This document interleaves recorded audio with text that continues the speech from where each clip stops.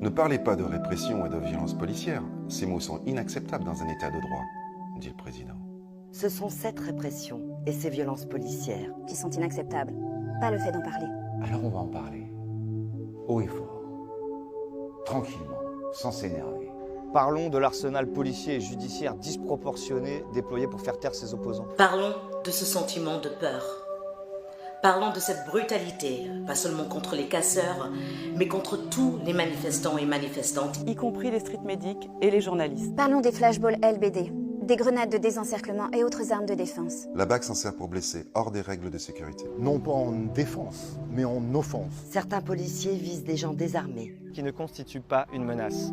Rappelons que cette répression et l'utilisation de ces armes sont condamnées par la Commission nationale consultative des droits de l'homme, le Défenseur des droits et l'ONU. Parlons de ce sentiment que l'on doit se taire. Parlons de la peur qu'on a à manifester. Parlons de ces arrestations préventives, de ces gardes à vue arbitraires. Parlons des fouilles et des contrôles abusifs. Parlons des pratiques humiliantes et dégradantes sous prétexte du maintien de l'ordre. Parlons des interdictions de manifester après des comparutions hâtives. Parlons de cette volonté de déformer les informations pour diviser le peuple. Parlons des fake news. Parlons des infos censurées. Destinées à faire passer les manifestantes et les manifestants pour ceux qu'ils ne sont pas, des personnes violentes. Nous ne sommes pas dupes. Nous ne sommes pas dupes, parce que cela se passe sous nos yeux. Chaque samedi. C'est sur vous. Sur nous, sur n'importe qui. C'est sur les gilets jaunes, c'est sur les syndicalistes. Que ce gouvernement s'autorise à taper, impunément. Dans un état de droit. Dans un état de droit, Dans un état de droit, comment tolérer que l'on risque sa vie et son intégrité physique en allant manifester?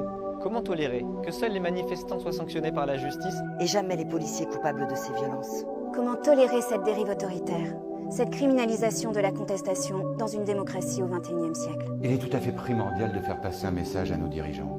Nous ne sommes pas dupes. Manifestons tous ensemble notre opposition. Pour préserver notre démocratie. Manifestons pour préserver notre droit à manifester en paix. Le 29 juin, tous ensemble, nous manifesterons donc dans le calme. En solidarité avec les victimes. Et parlons-en. Merci. Merci.